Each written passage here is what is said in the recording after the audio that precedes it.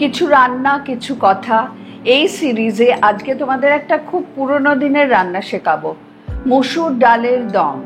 এটা খেতে ভীষণ ভালো হয়, আর এটা কিন্তু একটা হারিয়ে যাওয়া রান্না বলতেও পারো, জানো তো। এই রান্নাটা কি করে করতে হয় সেটা দেখতে হলে তোমাদের পুরো ভিডিওটা দেখতে হবে, আর আমার YouTube channel relish with Rukma follow করতে হবে আর সাবস্ক্রাইব করতে হবে।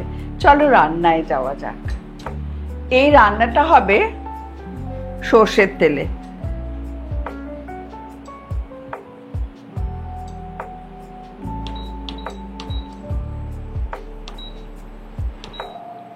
আচ্ছা, তেলটা গরম হতে হতে আমি বলে রাখি, এখানে অন্তত 7-8 ঘন্টা ভেজানো মুসুরির ডালটা আমি জল ঝারিয়ে রেখেছি। এইখানে আছে 150 মতন মুসুর ডাল, 150 আছে, 150টা বেড়ে গিয়ে এরকম হয়েছে, ঠিক আছে। আর আছে 2টো আলু, যেটা এমনি ডুমো করে কেটে রেখেছি।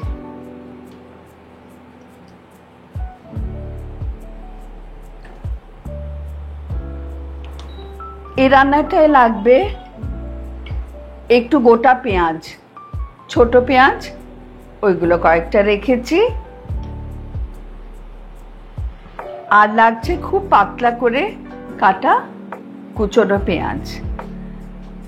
যদি মাঝারি হয় তাহলে 2টো নেবে, হ্যাঁ, এরকম এক বাটি। আমার তেলটা গরম হয়ে গেছে, প্রথমেই দিই তেজপাতা, এরপরে আমাদের এমনি যেটা বাংলা গরম মশলা, লবঙ্গ, দারচিনি, এলাচ। এলাচটা শুধু আমি একটু ফাটিয়ে দিয়েছি যাতে সুগন্ধ হয়।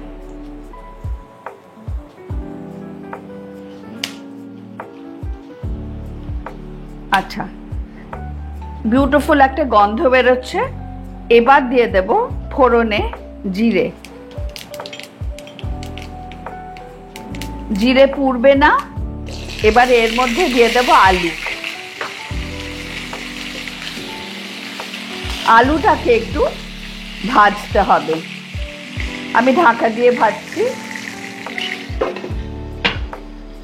আলুটা হালকা সাঁতলানো হয়েছে, এরকম হালকাই থাকবে। এইবার দেব পেঁয়াজ।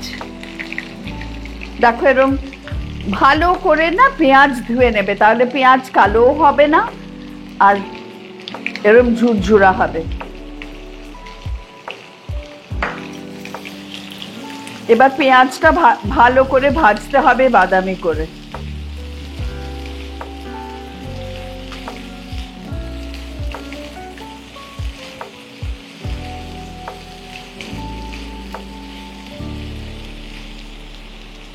পেঁয়াজের সাথে দিয়ে দেব এই 150 ডালের জন্য 1.5 টিস্পুন রসুন কুচি আর 1.5 টিস্পুন কুচনো আদা।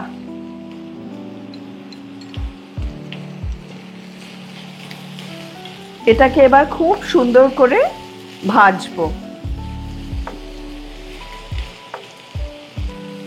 যতক্ষণ না পেঁয়াজটা বেশ বাদামি রং ধরছে। পেঁয়াজটা হাফ ফ্রাই হয়ে গেছে, এবার দেব মসুর ডালটা।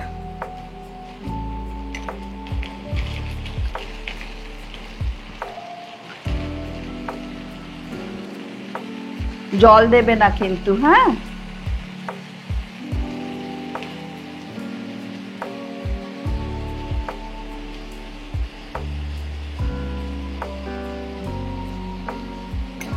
আর এই মসুর ডালটা না ভিজিয়েও করা যাবে না, আর প্রেসার কুকারে মোটেই দেবে না।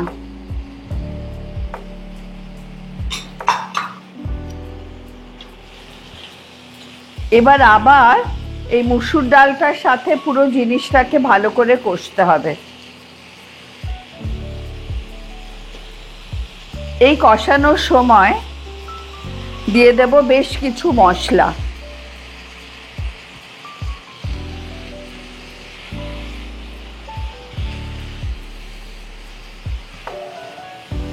একটুখানি জলটা শুকিয়ে গেলে তবে দিচ্ছি। মসুর ডালটা দেখছো যে ভাজা হয়ে গেছে, হ্যাঁ, রংটা পাল্টে গেছে, দেখে বুঝতে পারছো। এবার কি কি দেব দেখো, একটা বড় টমেটো স্লাইস করা, বেশ কিছু কিশমিশ,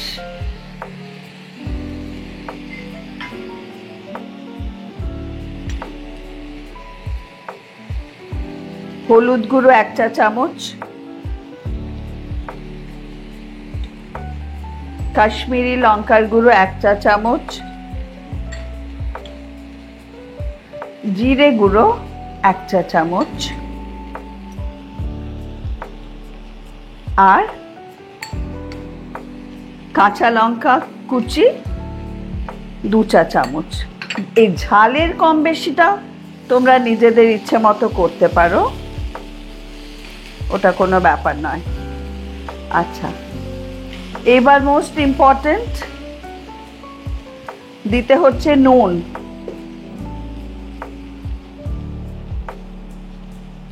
নুনটা স্বাদ মতন, পরে আবার চেখে দিতে হবে, কারণ ডালটা তো বেড়ে যাবে না।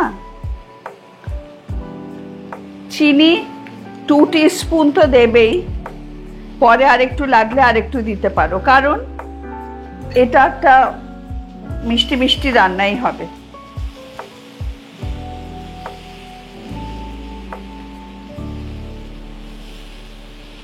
আচ্ছা, মশলাটা ভালো করে কষা হচ্ছে, বেশ সুন্দর একটা গন্ধ বেরিয়েছে।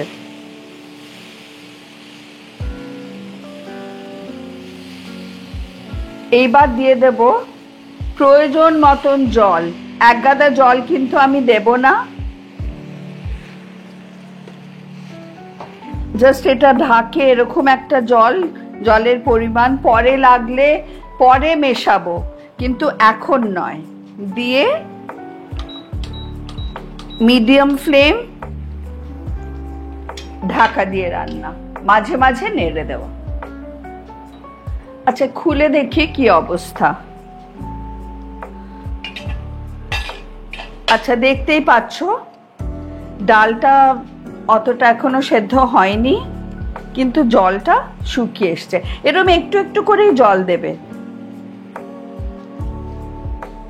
আবার আমি একটুখানি জল দিচ্ছি।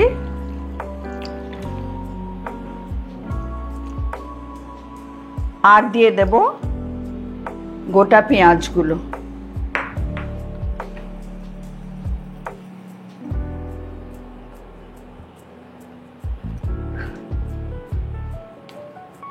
দিয়ে আবার রান্না করার পালা। মনে হচ্ছে এতক্ষণে হয়ে গেছে ব্যাপারটা। হ্যাঁ, দেখো, জাস্ট সি দ্য টেক্সচার। এই যে জলটাও মরে গেছে, আবার ডালটাও কিন্তু গলে সেই ভাতের পাতে ডালের মতন হয়নি, ফাটা ফাটা আছে, হ্যাঁ, কিন্তু সেদ্ধ হয়েছে, আলু পেঁয়াজ সব। এইবার আমি দেব ঘি, একদম 2 টিস্পুন ভরে ভরে। আর দেব 1 টিস্পুন মতন গরম মশলা গুঁড়ো। ব্যাস, আর কিছু আমার দেওয়ার নেই। নুন মিষ্টিটা নিজেদের স্বাদ অনুযায়ী চেখে নেবে। আর যেটা করবে, তেজপাতাগুলোকে ফেলবে ডেফিনেটলি, ওইগুলো যেন সার্ভিস প্লেটে না যায়, এটা খুব ইম্পর্টেন্ট। খুব বাজে লাগে দেখতে তেজপাতা। ব্যাস, রান্না শেষ। লাস্ট ফিনিশিং, একটু ধনে পাতা ছড়িয়ে দেওয়া, ব্যাস মুসুর ডালের দম রান্না শেষ হয়ে গেছে। আমার মুসুর ডালের দম রেডি অ্যান্ড সার্ভড।